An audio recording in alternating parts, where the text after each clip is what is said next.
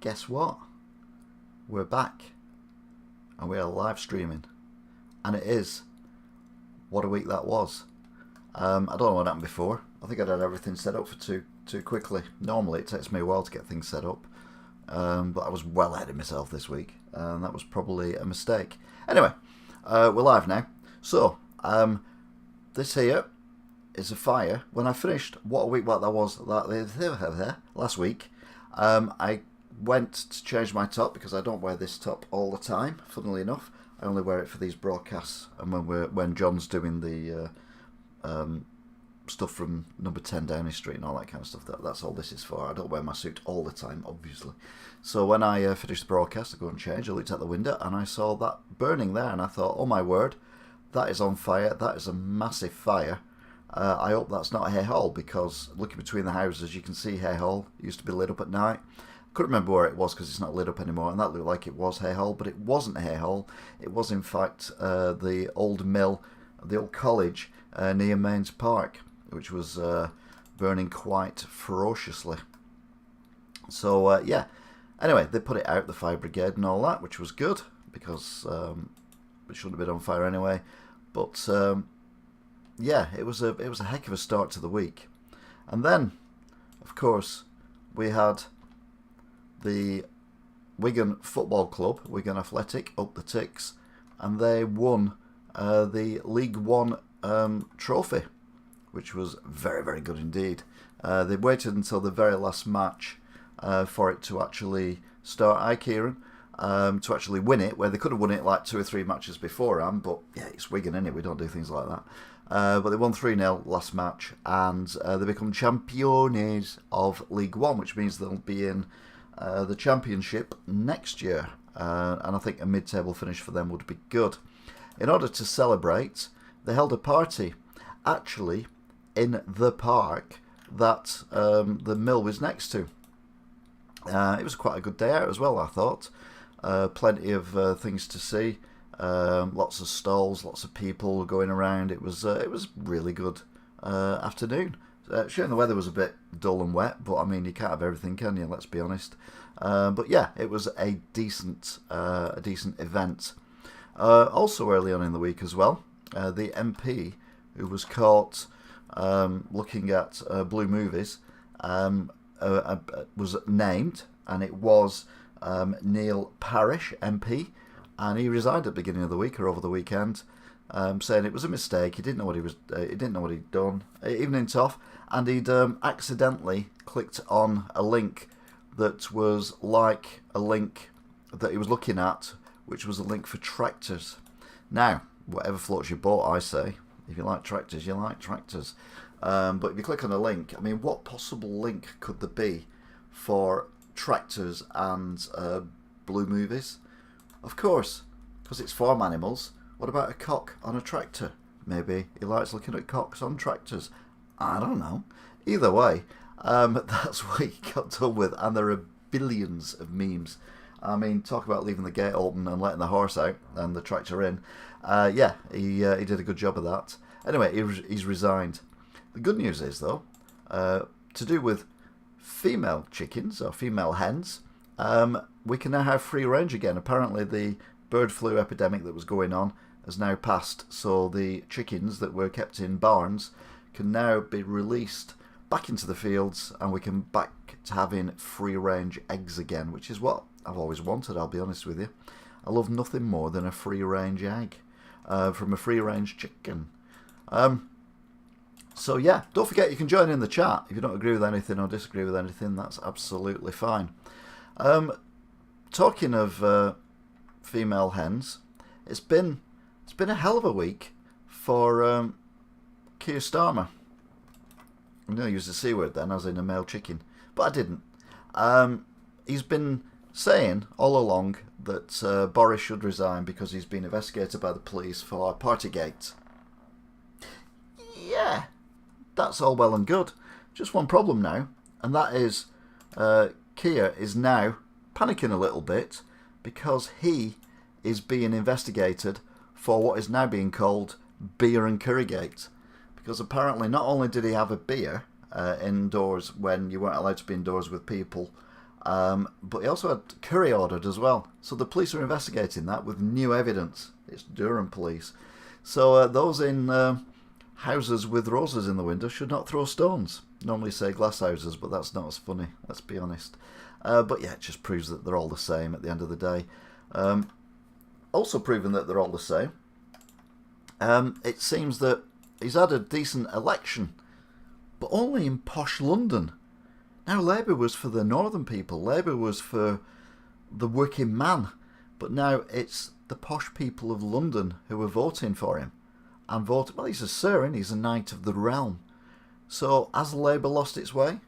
Well, I mean, it's done well down south, but it's not done as well as it could have done, the Labour Party. I mean, obviously, whenever a party is in government for 10 years plus, then there are going to be people fighting back against it. It doesn't matter who you are.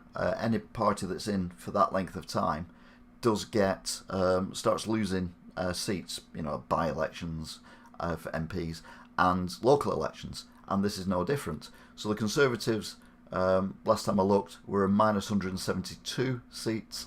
Labour, though, were only up 43 seats.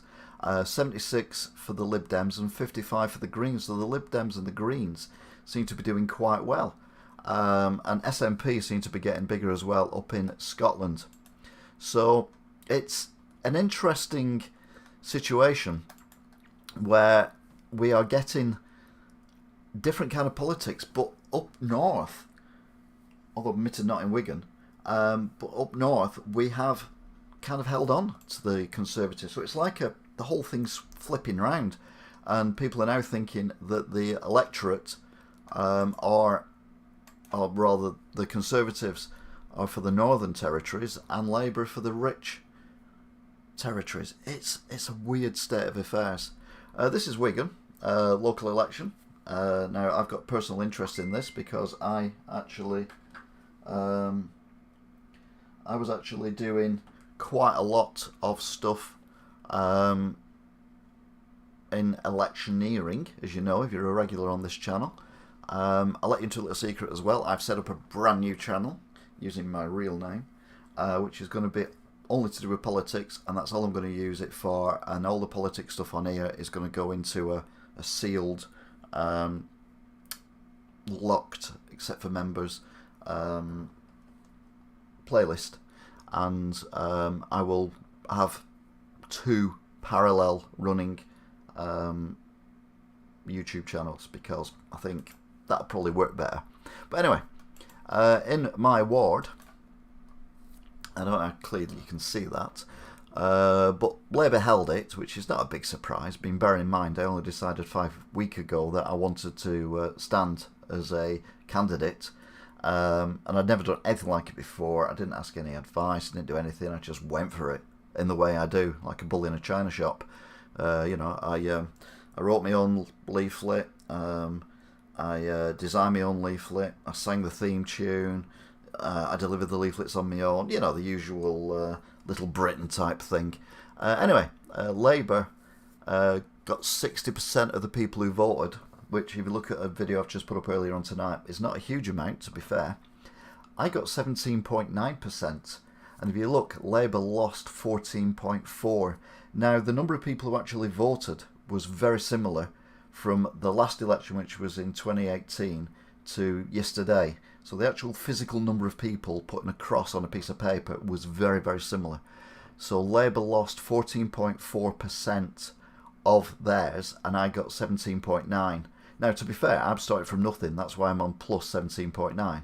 When I go again next year, obviously, that'll be reset to 0, and it's whether I go up or down from 17.9% of the vote. The Conservatives, surprisingly, they got 15.7%. We need to get that vote to come to the independent, because the Conservatives are never going to win Pemberton in a million years. Lib Dems -3. I spoke to the guy who was a Lib Dem candidate. He was actually quite a nice guy, very Lib Dem, but yeah, nice guy. So for a first attempt, like I say, doing everything, including pretty much wearing the t-shirt, doing the video, and singing the old theme song. It was very Little Britain, but it was an enjoyable experience. Hello, Dotty Lady. And I will do it again. 12 months' time, I'll be back. But like I said, you've got the exclusive. Nothing you can see on it yet, but I've transferred all my election videos to the new YouTube channel, which is my name YouTube channel. And that is going to have, when I do Wigan Watch, it's going to stay on here, but I'm also going to do Wigan Watch on the other channel. So the videos are going to go onto 2 different channels, and they're going to run side by side. But this one is going to be the one that I promote when I start doing leaflets and stuff again. Yeah, I was just saying, I was quite happy with the result, to be fair. It was really, really good. And all in all, it was a pleasant experience to be had by all. The actual thing itself was nice. Lisa and Andy was there, which I didn't mention in the vlog earlier on. And she was polite, but she knew I was up against Paul Prescott, who's obviously a friend because she talked to him for quite a while. So I didn't get much more out of her other than hi. And when I was going, I said, I'll see you again. And she went, yeah, okay. But I was happy with second. I mean, to come from nowhere in 5 weeks on my own and to get second place, wow. Now, I know there's a massive gap between 17.9% and 60%. I'm not daft. But if you put the Conservatives and me together, and the Lib Dems, we're only like, that would be 30% wise. What is it? 30, 33, 34. So about 40% of the vote. Well, yeah, obviously, duh, he got 60%. So obviously, all the other votes were 40%. So only 10% more off him and 10% more to me, and we're level.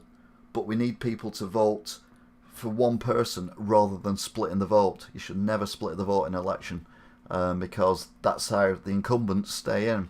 Anyway, there's more than that happened this week. We mentioned before that Elon Musk has bought Twitter, but it looks like he's going to take sole control of it for a period of time, whatever that means. Now, that could either be a brilliant thing or it could be absolute disaster. We wait with breath of bated to see what it's going to be. Boris, he's not had a great week. I mean, the elections could have been a lot worse. To be fair, the elections could have been a hell of a lot worse for him than what they actually were. But he did speak to the Parliament of Ukraine. Now, I'm amazed, I'll be honest with you, that the Parliament of Ukraine are actually sitting in the Parliament of Ukraine in Kiev whilst there's a war going on, i.e. they're all in one place, and I'm sure the Russians know where they are. And he's like the world hero at the minute, and you're like, why are you letting people know where you are? You have your things in secret places, in bunkers in different places. Go to different cities, go to different towns and do it that way. You don't go in Parliament unless they're just rubbing their nose in it.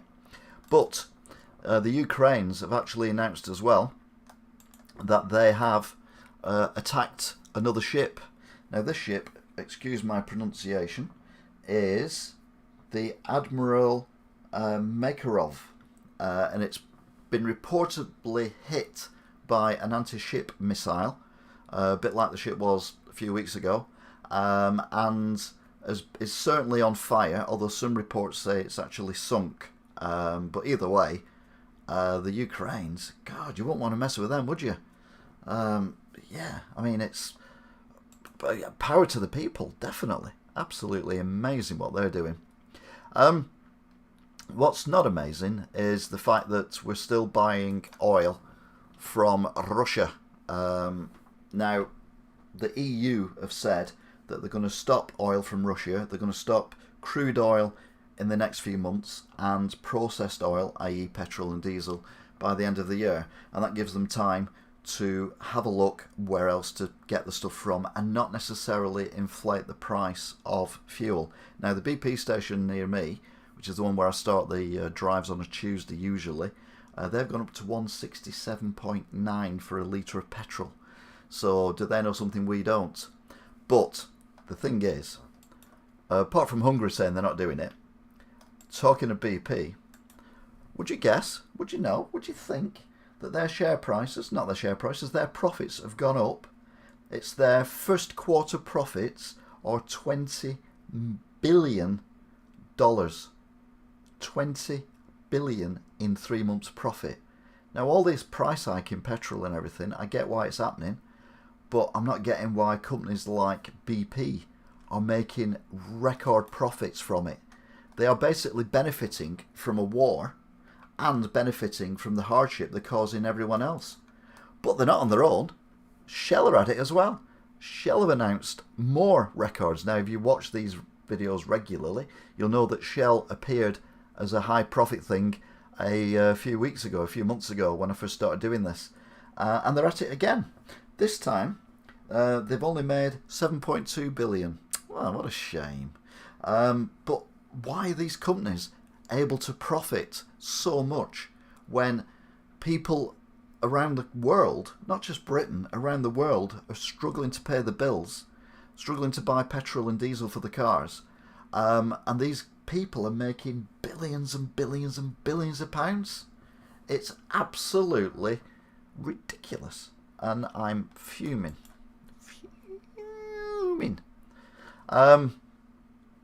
But there you go, what can you do?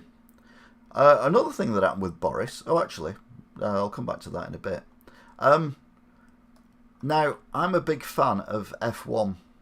I blame fat cats and shareholders. Yeah, well, the shareholders, the BBC News actually said about it, that some of the people who are going to benefit from the payout, I think BP are going to pay out somewhere in the region of 25 billion in bonuses to shareholders, and some of them shareholders are British pension funds and things like that.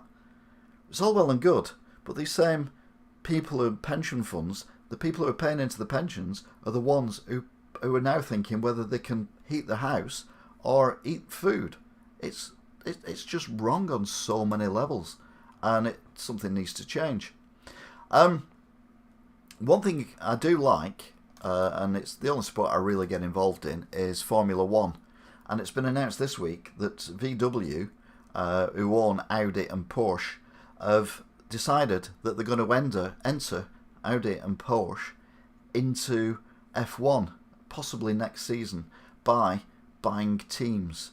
Now, there's a few teams that are probably up for sale that they could buy, and I assume they're going to do the engines as well. But there's rumours that Porsche are going to buy Ferrari. Now, why the hell would Ferrari want to even think about selling anything or using Porsche engines is beyond me. For a start, Ferrari is the name in Formula 1 and has been since year dot. And they've just made a massive comeback at the moment. But also, why would you, when you've got an engine that's working so well, why would you let someone make an engine who doesn't know what they're doing? I mean, look at Red Bull. You know, they've had a few non-finishers. They've had, for Max Verstappen, they've had 2 engine failures in 4 Grand Prix with the new engine that they're doing, which is basically in-house. Audi, on the other hand, they're looking at buying one of the other teams. Williams is one that's been named as a possible team that's being bought, as is McLaren. Neither of which I think should be bought or have the name changed, because you could call them, I suppose, Audi McLaren or Audi Williams. But I mean, them 2 names for me as well are names that have been around pretty much forever, and we shouldn't lose them. I don't really care about the other ones, like Aston Martin and Haas and all them kind of things, because they're brand new and they're not doing that well anyway. So, yeah, we want to change their names, fair enough, but you can't change championship-winning names of teams. It's just not right. It's a bit like when they changed the Wigan Warriors logo from the classic, fantastic arms thing to this stupid Viking thing. I mean, what the hell's that about? What's Wigan got to do with Vikings? We've got more to do with Romans than we have with Vikings. Anyway, you get me ranting. But F1, the roadshow, has now gone to Miami. And oh my God, the Americans and sport. What is wrong with these people? Why can't they just go and watch something and enjoy it? Why does it have to be such a rigmarole? Why does it have to be all glitzy and glamorous and everything? Are the Americans that stupid that they only think something is good if it's covered in loads of tinsel and stuff because this presentation they did at Hard Rock Cafe. I mean, it's massive, it's huge, and it's unnecessary. They watch cars going around in circles, for God's sake. I mean, they do a lot of huge amounts of promotion and making it glamorous and all that. But I mean, if Americans need that to watch sport, they shouldn't have sport, full stop. And F1, they're owned by Americans now, aren't they? And we're kind of getting dragged into the American market. There's going to be possibly 3 Grand Prix next year in America, and maybe more. But either way, it's an absolute joke. Talking of which, Lewis Hamilton, my favourite driver. I don't know how true it is, but George Russell, Lewis Hamilton's new teammate, has been quoted as saying that he always thought Michael Schumacher was the best driver of all time. And now he's racing with Lewis Hamilton. He knows that Michael Schumacher is the best driver of all time, which I think is, if true, is harsh. But also a good point, and I've been saying this for years. Lewis Hamilton he's a good driver, don't get me wrong, but he's only a great driver because he's in the best car, and he's been in the best car for ages. And I've said for ages, stick him in a Renault, stick him in a McLaren, stick him in a Williams, and see how well he does. And then, a couple of years ago, if not last year, Russell got stuck in a Mercedes, and look how well he did. In fact, he did that well. As far as I'm concerned, Mercedes deliberately scuppered his race so he wouldn't win it, because they didn't want a guy coming in who never driven the car before to win a race. Russell is the real deal, and now we've got a car that's at best average. Hamilton is looking at best average as well, and now he's whinging and moaning that he can't wear his earrings and his studs when he's got his helmet on. I don't know any racetrack in the world that will let you do that. I know when we did car racing, when I was chairman of the Stock Car Club, that was one thing we look at. We wouldn't let the girls wear earrings or anything like that, because you rattle around it in your helmet. If you have a crash, okay, you're more likely to have a crash on a banger track or an oval, but you're going to rip your ears off because the foam and everything is so tight on your head that anything that's in there, if it gets caught and then you move your head with inside, it's going to rip it out. It's going to cause damage. So it's just a health and safety issue. And he just whinges and moans. I've always said this. He said whingy moany, whinger. Spoilt brat. Anyway, it'll be interesting to see how they do this weekend, because apparently they've had some improvements. Although there's also rumours that they're scrapping this car and they're just going to look at next year's car, which is obviously the 2023 season car. Talking of technology, though, how's about this? Your paramedic isn't going to come in an ambulance. If you're on the top of a mountain, he ain't going to come in a car or a motorbike. He's going to fly a jetpack and get up there. Now, brilliant. Apart from the fact, if your leg's hanging off and he comes flying up with a jetpack and accidentally puts the thing in the wrong place, he's going to blow your leg off the mountain or blow you off the mountain. Plus, where's all his stuff? Because jetpacks need a lot of power. Where's all his gear going to be? I think it's a novel idea, because he can get to the top of a hill or a top of a mountain in like 2 or 3 minutes. But if he hasn't got any gear to do that with, what's the point? One of these weird bonkers things. We'll see what happens, but yeah, I think I'd sooner wait and have someone come up with the proper equipment to get me down safely. I mean, how do they get the people down? What do they do? I don't know. It does look great fun, but yeah, not if you're up there with your leg wrapped around your head. I can't see how that's going to help anyone. But I do like these weird things that come up every now and then. They're always entertaining. Talking of entertaining, everyone likes a bit of Lorraine, don't they, on the telly? I mean, I don't know. I've never watched a single episode of Lorraine. Boris, apparently, has never heard of her. He was on GMB, or whatever it's called, Good Morning Britain, which is the TV show he avoided when he ran into a fridge a couple of years ago during one of the election campaigns. Anyway, he was on it, and the only thing they could come up with to slag him off with was the fact he didn't know who Lorraine was. The guy's the Prime Minister of the country. I'm sure he's got better things to do than watch daytime TV. I mean, if I was watching daytime TV, and I do watch a bit of daytime TV at the minute, I'm really getting into classic Emmerdale and classic Coronation Street, which is... In Emmerdale, some kids have killed a teacher in a car, and they're all getting in trouble for that. Hello, Angela. And in Coronation Street, the Duckworths are buying back their house from the guy who bought the house from them when they moved into the pub, but apparently they've lost the pub, and I don't know. Why have you retracted that? There's nothing wrong with that. So yeah, classic Coronation Street, classic Emmerdale, but I wouldn't watch Lorraine or Loose Women or even Good Morning. This Morning. So yeah, Boris has got more important things to do. I mean, he's defending Boris Gate. He's defending Beergate. He's trying to sort out the war in Ukraine. He's trying to sort out his party and all that kind of stuff. He's just trying to sort out everything. So yeah, daytime TV. But that's what GMB went for. Good Morning Britain went for that. I couldn't believe it. Hi, McVitie. Didn't see you come in. Hi, JT. What else is there? Oh yeah, COVID. Woo woo! It's back. It never went away. There's a new variant of COVID out, and it's apparently more scary than the previous one. I.e., it's more transmissible and more effective, but it's still not as serious as the Delta version. So we don't need to panic too much. And I must admit, even I'm relaxing my wearing a face mask everywhere. If I'm in an open space, I won't wear it. But if I go to the supermarket, I'll wear it because people always just come and stand next to you, and I don't like that. But if I'm in if I'm not in a queue somewhere, or I'm not in a small confined place like a small shop, then I'm all right. But yeah, so I'm a lot more lackadaisical. I didn't wear it last night at the count. Also, as well, good news. There's over 2 million people who've had finally early treatment, or not treatment, but certainly diagnosis or tests for cancer, who've been waiting for a while. One of the worries, and I've said this all along about COVID, was when the hospitals were filling up, it's not necessarily that if I get COVID I'm going to die from it, because as far as I know, I don't have any underlying health issues. I mean, I don't know, because I haven't been to a doctor since I was 11, and that was a long while ago. But I'm assuming I haven't got any underlying health issues. So if I got COVID, I didn't think it would probably kill me, because I did get it, and all I had was a bit of a loss of taste and a bit tired. Thank you, Angela. Yeah, it was a good result. We were talking about that earlier.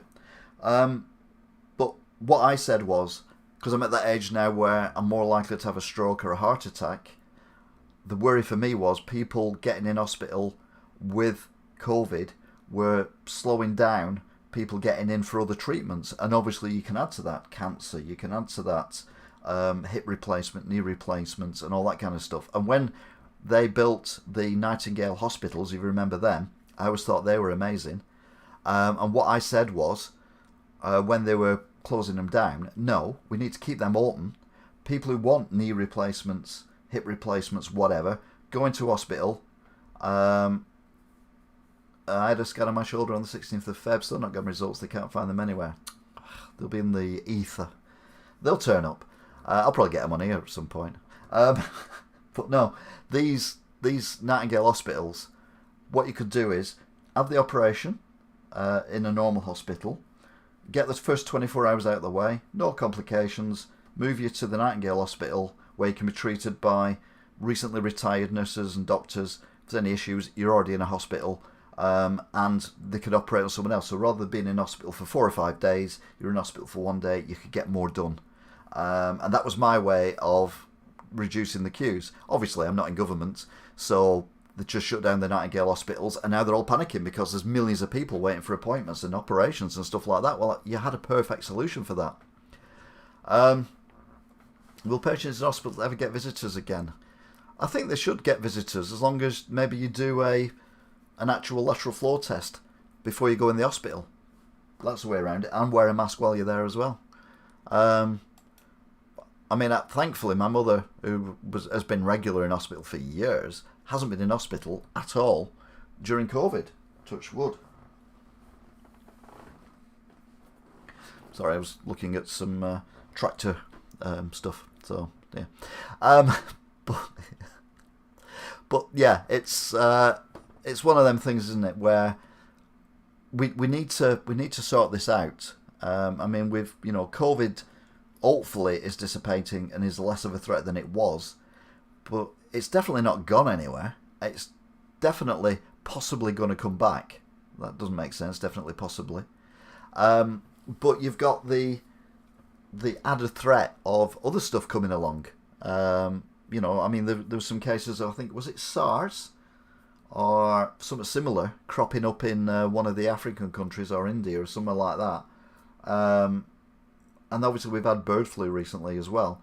So there's lots of stuff out there, and the more we use suppressants like antibodies, not antibodies, what are they called? I had it in my head, then it's gone. That thing that you have that gets rid of viruses, them things. The more of them we have, the more they're going to get used to them and work their way around them. Hi up, Annie. Hope you're good. So, talking to Boris, he went back to school today. They found his right level, didn't they? Primary school. He was celebrating the wins that he's done and the holding on, and the fact it wasn't such a big disaster for him in the elections, local elections, apart from in London. But we've already discussed that at length. So, yeah. And I think that's covered everything. What have we done? BP, EU, Shell, Police investigating Starmer, F1 Miami, Emerald Labour win big in London, Liberal most new ones, Omicron XE. So, well, to be fair, them kids are at school. Most kids look like that when they're at school. You know, where's this big fat man who's in between me and my mate? And he's about as good at this as what we are, sticking things onto things. So, yeah. So let's have a recap. So there was a fire when I finished the broadcast last week, and I went to change my top because I don't wear this top all the time. I only wear the suit for the best occasions. Although I forgot to wear it last night at the counter. I should have done. But I came out and there was a fire. And I thought it was Hay Hall. Bit weird because I'd filmed it a couple of days earlier, but Hay Hall I think is a bit further over here. It looked like it was on the hill from the distance, but it wasn't. It was actually the mills near Mains Park. Mains Park was where there was a party in the park to celebrate Wigan Athletic up the ticks from doing really well at the thing. I didn't mention McCall's, you're right. Oh my God. No. Oh no. That's bad. Yeah, McCall's. They've gone bust. Now, here's a weird thing. If you go into a McCall's, there are a lot of them, particularly in Wigan, and maybe in your area as well. But I live in Marsh Green, Kit Green, and there's a McCall's at the bottom of the street, and it used to be a co-op. And then there's another one on Gnarly, and that used to be a co-op as well. And then there's one in Wigan Town Centre, in between the railway stations, but that opened up fairly recently, and that's always been a McCall's. And then there was a Morrison's one, which was on Woodhouse Lane, and the old Plums Centre, and that one was a Morrison's, and it shut, and I think it opened as a McCall's, but only for a very short period of time, and then it shut, and it basically, it just went belly up. So I thought McCall's had gone bust, but when you go in McCall's and you look at the food, there's nothing that says McCall's on it. It's all either co-op food or co-op food. So you're like, okay then. So it's brand names as well. But if we go for co-op food, and they use the same thing as, there we go. Let's do that. There we go. So yeah, they're not using their own food or brand names, but they're so expensive as well. It's unbelievably expensive, McCall's are. So I only go there when I'm really desperate for anything. Like if it's after 9 o'clock and my local shop has shut, and I need something, then I will go down to McCall's because they are open till 10. But I don't like going there because it's just too damned expensive. What am I doing here? Oh yeah. So what I do is I avoid them, and now they've gone bust. But Morrison's come along and said yesterday, "Oh, we'll sort you out.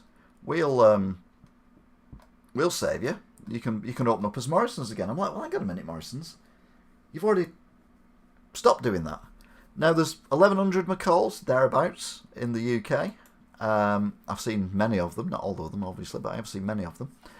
And that is a lot of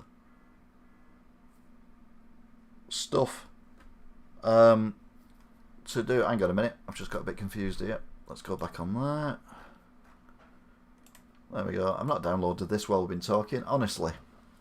But there's a lot of shops. There's 1,100 shops. Now, if you buy them out and you change the name, that's 1,100 signs you're going to have to buy. 1,100, 6,000 and odd staff uniforms you're going to have to buy, or 16,000, whatever it is. It's a big investment, and retail at the moment is on its bum. So I don't think anyone's going to buy it, or I didn't think anyone was going to buy it. And then along come EG, who are the owners of Asda, and also owners of a lot. They made their money from petrol forecourts. Who else has made money from petrol recently? And lots of money. Let me think. I can't think of anyone actually. Yeah, BP. And was there anyone else? Oh yeah, Shell cashing in on a major crisis. So yeah, EG have now, who are based in Blackburn, are now saying that they want to buy McCall's and save it from the abyss. But it's already fallen into the abyss. It's already now in the hands of administrators. And I can't see how it's going to come out of that and survive. The only one that seems to be doing well at the minute is your Tesco. But the other issue you've got is your Lidl's and your Aldi's. They're opening up everywhere. There's a new Lidl, again, I'm speaking of Wigan. In Wigan, there is a Lidl in Pemberton, near the big set of traffic lights. At the bottom of Pemberton, there is a Lidl near the Old Courts in Wigan. And there is a Lidl on the outskirts of Wigan if you're going out to Manchester. And they've just built a new Lidl on Woodhouse Lane, next to, funnily enough, where the McCall's Morrison's used to be. That's just opened up, and they've just got planning permission to open another one and build another one. So these Lidls are now, rather than doing massive supermarkets, they're doing lots of little satellite ones around. And they're bigger than McCall's, who are basically a glorified greengrocers. But they're not as big as a supermarket, so they haven't got the expenses of a supermarket. So their formula seems to work better. And I think McCall's, to be fair, it's going to be, if they do get bought out, I can't see every store staying open. I honestly think it's the end of a lot of McCall's stuff. And I didn't know, I mean, it's called McCall's, but I didn't know it was set up in Scotland. Although if I'd thought about it, I probably would have done. As a small little shop, and has kind of developed over time into what it is now. But basically what they did was they bought a lot of the co-ops that were no longer viable for co-op. I mean, okay, the co-op hasn't been the best at running businesses, but if you're co-op and you've got all these stores and they're not doing very well, and you sell off all your crap stores to another company who buy them all in one go and then buy food off you to supply these shops, then surely that business is doomed to failure before it even starts. So what difference can they do? I think that kind of shop is on the way out, because I think you've got to be at least big as a Tesco Express, and you've got to have the prices of a Tesco Express. Tesco Expresses are slightly dearer than a Tesco, big Tesco, but there's not a lot in it. McCall's are ridiculously dearer. I mean, everything is just so much dearer. The only time you get a deal there is if you go in and you see the reduced stickers on things, of which there are often many. So I think the McCall shops that were bought off the co-op, they basically got shafted by the co-op. They bought the ones that the co-op didn't want because the co-op didn't sell all the shops. I mean, there's one in Cornforth, for example. I know it's bizarre talking about Carnforth, which is junction 35 of the M6, but that's probably the co-op I go in the most. There's one on Frog Lane, which is near Woodhouse Lane, and that one has been there forever as well. They didn't sell them, and there's other ones all around the country. There's one in a town called Hope, which is in Wales, North Wales. That one's been there forever. So it's a weird situation that McCall's thought they could make money from something that the co-op thought you couldn't make money from. M&S is my favourite, but it's too expensive to shop in all the time unless it's for a special treat. I must admit, I do shop at M&S, but not for myself, but for my mother, because they do decent gluten-free stuff. It's expensive, but it is decent quality. Well, all the food's decent quality. But I don't. It's rare I eat M&S stuff. I did a thing last summer, I think, where I was reviewing the burgers from M&S and the sausages and things like that. But that was mainly for the channel. I never ate them after that. I only bought them for those reviews that I did.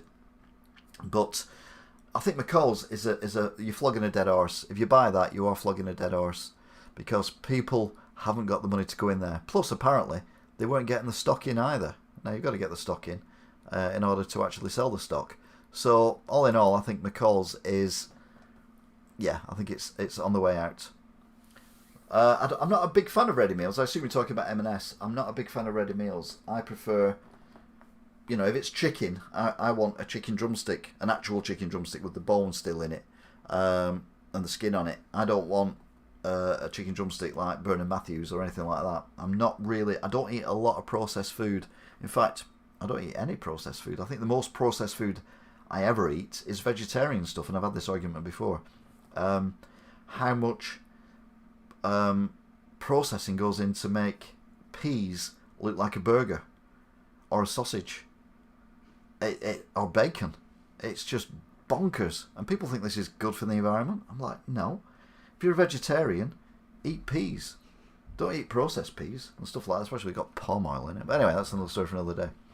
I normally do these things for half an hour, and we're on 42 minutes already. And we had the false start as well. Don't forget the false start. So I will now go back and discuss what's happened. So, Keir Starmer's week. He's had a week, hasn't he? He's had a week, definitely. He started off lording it over Boris and everyone else, saying that Boris should resign and blah blah blah.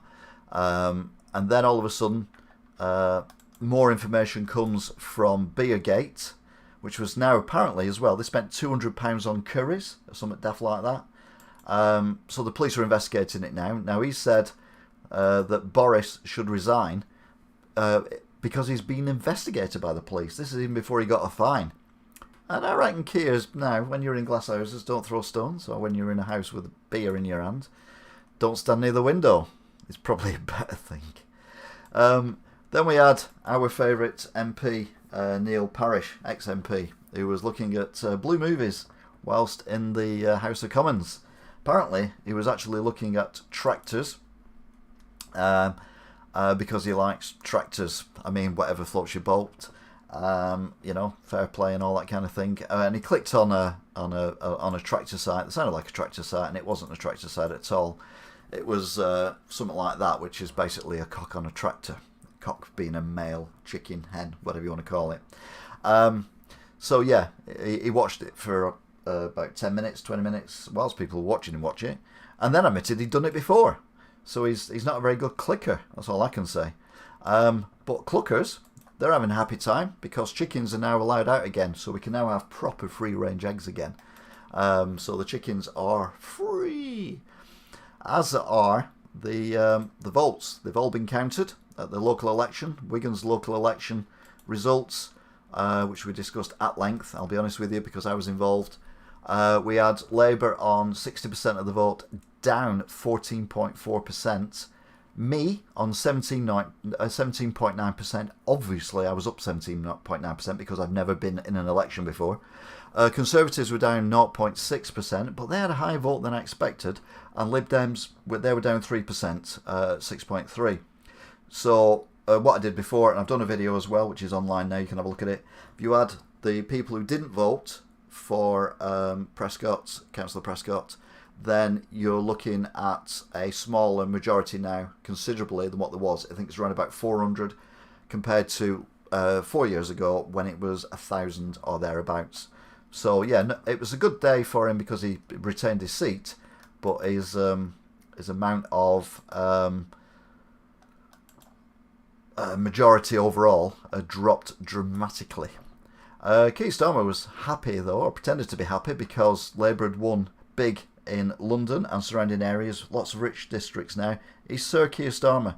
Maybe the rich people think because he's a knight of the realm, he's going to look after them more. But then they forget it's local government, it's not even national government. MPs, as we found out with Lisa Nandy, have very little sway, or they lie a lot, about what's going on, allegedly, with local governments. So yeah, we'll have to wait and see. I'll also wait and see if he gets a fine as well. That'd be hilarious. Meanwhile, EU have said they're going to stop getting Russian oils. Good night, Dotty Lady. See you again.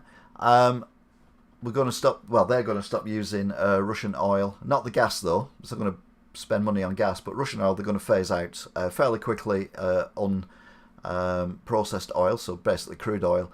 And then by the end of the year, processed oil, which is diesel and petrol and other stuff as well. But Hungary have said they're going to carry on anyway. So I think we just kick them out of the EU.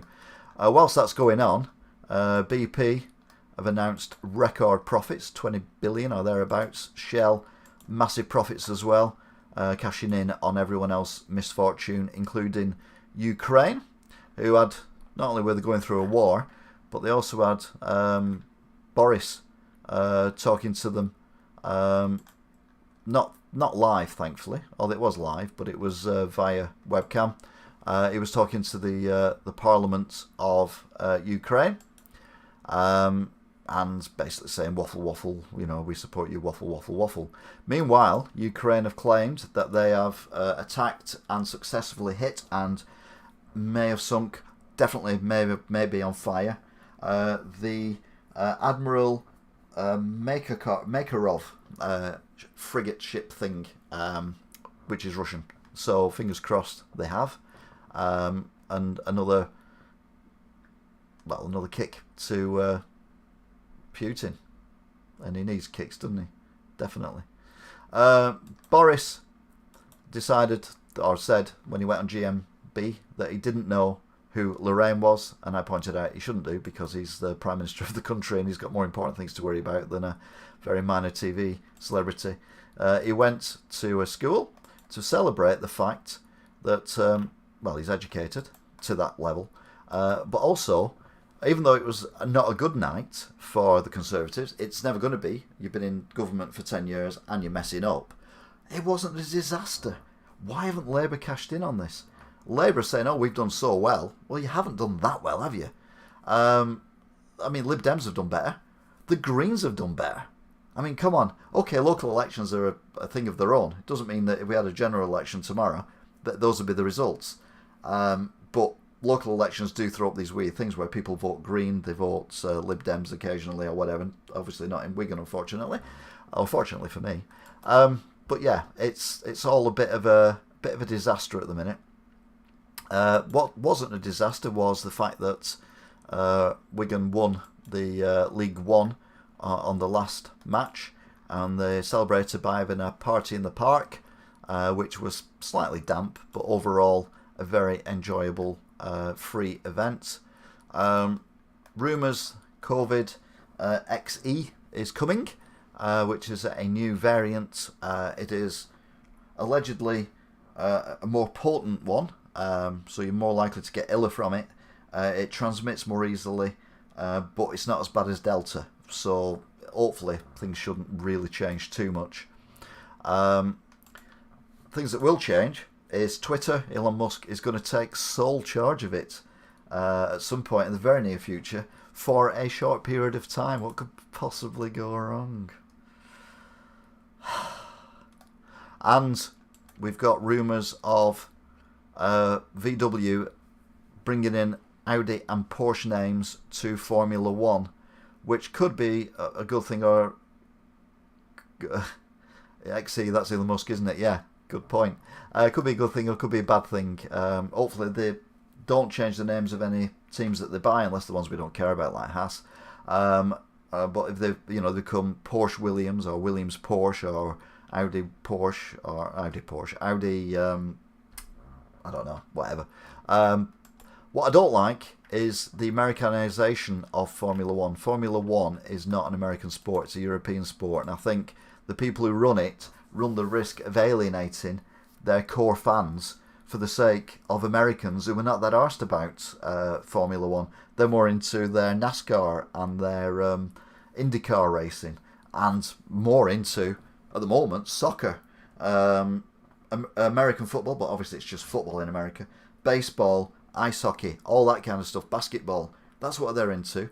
We want to keep Formula One for us Europeans, thank you very much. You can have races in America, that's fine, but we don't want 4 or 5 races in America. That's just going to be shocking.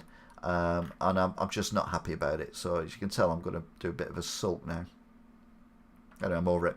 And we will end with the shock that if you have an accident up on a mountain in the Lake District, but at the end of this summer, you could be rescued by a guy in a jetpack. Now, issues I have with this is, one, if your leg's hanging off and he comes over the jetpack and accidentally blasts the jetpack over your leg, he's going to blow your leg off the mountain. That's not good. Could blow you off the mountain if you're a little person. Plus, he can't carry any equipment. There's no equipment on him there. And once he gets up there, you've got to take all that back down again because you don't have enough fuel to fly around forever. So you're going to have to lug it down again. So you're just adding to the work. So I can't see it working, but it's an interesting concept. So, yeah, that is it. Thank you very much for watching, if indeed you still are. I'm going to say a big shout out to Kieran, Toff, Dotty Lady, who's gone now, McVitie, Angela O'Kane, JT, who else is there? NE, NE again. Fuel price, you asked about NE. Fuel price is, well, I just don't think companies should be making massive billions of pounds of profit and paying their shareholders when there's a world crisis with fuel. And I think people should give their heads a wobble and get themselves sorted. But other than that, everything's good. So thank you very much for watching. All being well, I will see you again soon. Oh, another one here, which you're going to like. The weekly vlogs are coming back. I'm going to do weekly vlogs. There's been movement on the shop front, which I'll mention on the weekly vlogs. But from Sunday onwards, we're going to go back to weekly vlogs. It's just going to be called The Weekly Vlog. So until then, thanks for watching. Stay safe, and I'll see you again. I'm doing more live streams of gaming as well, and I've got other stuff lined up, including the real history of Wigan. So until next time.